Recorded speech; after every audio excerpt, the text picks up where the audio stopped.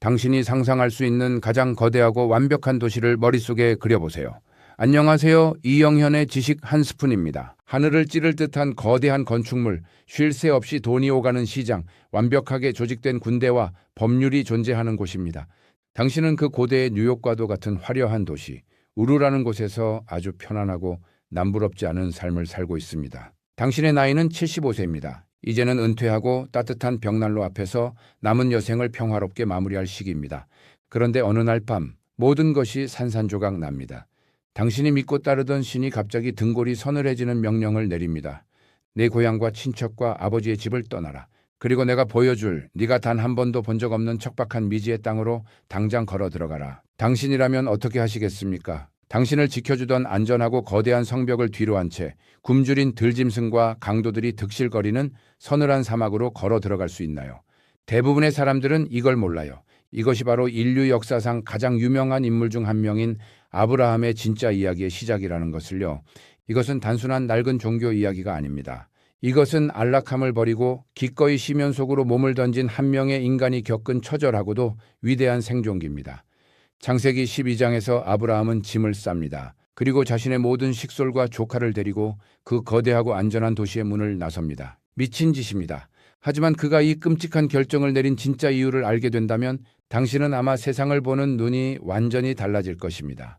한 번이라도 궁금해 본 적 있나요? 그 옛날 3000년 전의 고대 근동 사람들은 도대체 어떤 머릿속을 가지고 살았을까요? 충격적인 부분은 이거예요. 그 시대에는 신이 없다는 생각, 즉 무신론이라는 개념 자체가 아예 존재하지 않았습니다. 세상에 신이 없다고 생각하는 것은 인간이 숨을 쉬지 않고 살 수 있다고 믿는 것만큼이나 불가능하고 기괴한 상상이었습니다. 모든 것에는 신이 있었습니다. 당신이 아프고 돈을 벌고 아이를 낳고 죽는 모든 과정이 신들의 기분과 결정에 달려 있었죠. 하지만 그들이 믿던 신은 우리가 흔히 아는 자비롭고 사랑이 넘치는 존재가 아니었습니다. 고대의 종교는 철저하고 냉혹한 비즈니스였습니다. 학자들은 이것을 내가 주기 때문에 너도 준다라는 뜻의 옛날 말로 부릅니다. 아주 쉽게 말해서 거대한 우주적 자판기와 같았습니다. 당신이 신에게 양 한 마리를 바치면 신은 당신에게 아들을 한 명 줍니다. 당신이 신전의 제단에 더 많은 돈과 곡식을 쏟아부을수록 신은 당신에게 더 큰 권력과 건강을 내려줍니다. 심지어 치통을 없애기 위해 어떤 신에게 얼마짜리 재물을 바쳐야 하는지 적힌 매뉴얼까지 존재했습니다. 이 기술을 가르치는 전문 학교가 있었고 졸업생들은 사람들의 돈을 뜯어내며 부를 축적했습니다. 그 시대 사람들은 서로를 부를 때 그의 신의 아들이라고 불렀습니다. 당신이 섬기는 신이 누구인지, 당신의 신이 얼마나 힘이 센지가 곧 당신의 명함이자 신분증이었습니다. 당신의 신이 거대한 신전을 가진 부유한 신이라면 당신도 존경받는 귀족이 되는 시기였죠. 이런 숨막히는 계산과 거래의 세계 속에서 아브라함은 자신만의 신을 모시며 성실하게 살아가는 꽤 괜찮은 시민이었습니다. 그런데 바로 그 신이 기브 앤 테이크의 규칙을 철저히 깨버리고 갑자기 도시 밖으로 나가라는 기괴한 요구를 한 것입니다. 아브라함의 이야기가 왜 그토록 소름 돋는 사건인지 이해하려면 기원전 3000년대의 세계가 어떻게 나뉘어 있었는지 알아야 합니다. 세상은 딱 두 개의 세상으로 찢어져 있었습니다. 성 안의 사람들과 성 밖의 사람들입니다. 인류 최초로 도시에 거대한 성벽이 세워지면서 모든 것이 변했습니다. 성벽 안은 그야말로 문명의 최고급 펜트하우스였습니다. 글자가 발명되고 화려한 신전이 올라가고 시장에는 진귀한 물건들이 넘쳐났습니다. 권력을 가진 왕과 사제들은 폭신한 침대에서 고기를 먹었죠. 그렇다면 성벽 밖의 사람들은 어땠을까요?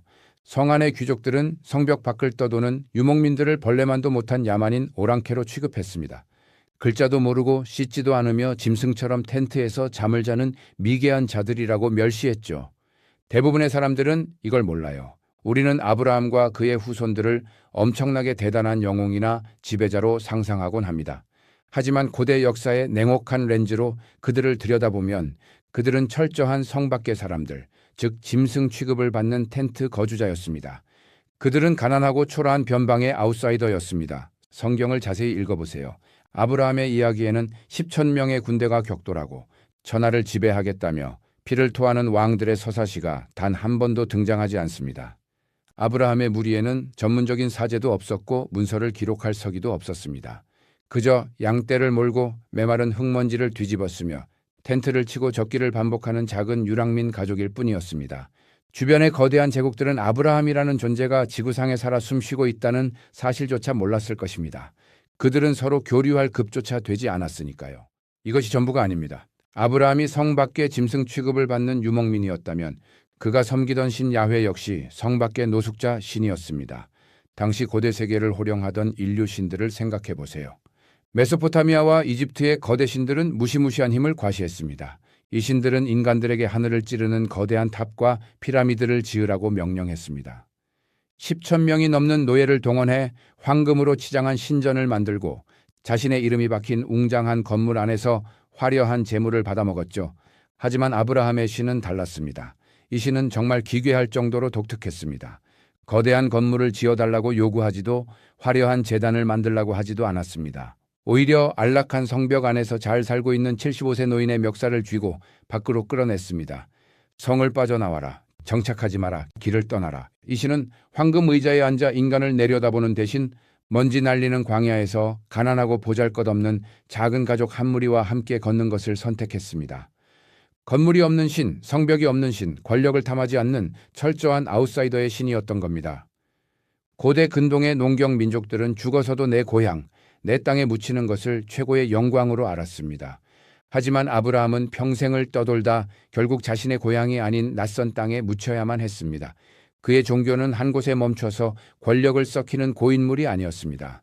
아브라함부터 그 후손들에 이르기까지 그들은 짐을 싸서 다른 나라로 향했고 다시 광야를 헤매며 끊임없이 움직이고 또 움직였습니다. 한 곳에 터를 잡고 사람들을 굴복시키는 것이 아니라 밖으로 나가 끝없이 미지의 사람들을 만나는 방식이었습니다. 여기에는 세상을 지배하는 자들의 오만함을 비웃는 듯한 아주 날카롭고 서늘한 철학이 숨어 있습니다. 인간이 쌓아 올린 화려한 탑과 거대한 도시가 사실은 모래성처럼 아무런 의미도 없을 수 있다는 작고 가난한 자들만이 볼 수 있는 세상의 진짜 진실 말입니다. 이제 이 영상의 마지막, 당신의 심장을 뛰게 할 역사의 반전을 마주할 시간입니다. 3000년의 시간이 흘렀습니다. 천하를 호령하며 노예들의 피를 마시던 고대의 거대한 신들은 지금 어떻게 되었을까요? 영원할 것만 같았던 그 오만한 제국의 신들은 끔찍한 재앙을 맞이했습니다. 그들은 역사 속에서 흔적도 없이 증발해 버렸습니다. 그들이 뽐내던 거대한 신전은 무너져 차가운 모래 밑에서 질식해 버렸고 그들의 이름은 인간들의 머릿속에서 완벽하게 지워졌습니다. 현대의 학자들이 흙구덩이를 파내고 죽어버린 돌덩이에 새겨진 글자를 간신히 읽어내기 전까지 그 누구도 그들이 숨을 쉬었다는 사실조차 몰랐습니다. 세상을 지배하려던 신들은 결국 박물관의 어두운 진열장 속에 갇힌 불쌍한 구경거리가 되었습니다.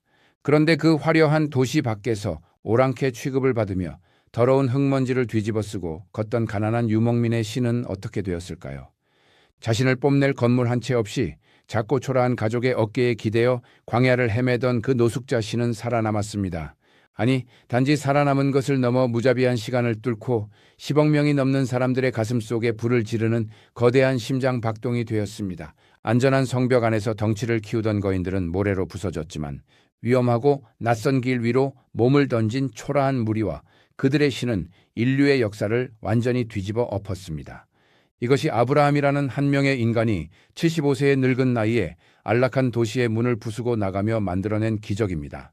늙은 아브라함은 거친 모래바람을 맞으며 언어가 다르고 피부색이 다른 숱한 이방인들을 마주했습니다. 하지만 그는 등 뒤에 안전한 성벽을 그리워하며 도망치지 않았습니다.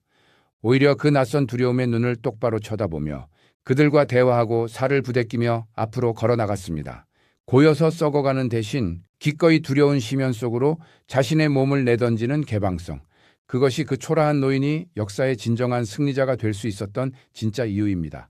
이제 당신에게 묻고 싶습니다. 당신은 지금 어떤 성벽 안에 숨어 살고 있습니까? 혹시 당신도 스스로가 만든 안전하고 따뜻한 우르의 성벽 안에서 숨을 죽이고 있지는 않나요?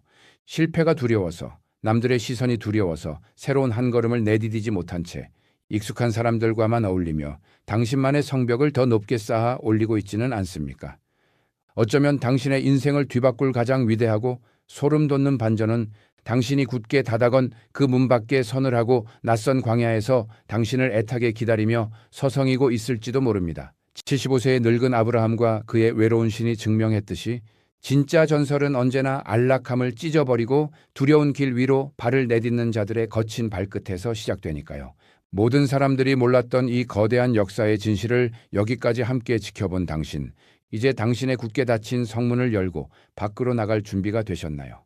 오늘 우리가 함께 나눈 이 이야기는 주원준 책 구약의 사람들의 일부 내용을 바탕으로 구성되었다는 점을 알려드립니다. 다음 시간에도 흥미롭고 유익한 주제로 여러분을 찾아뵙겠습니다. 지식 한 스푼, 이영현이었습니다.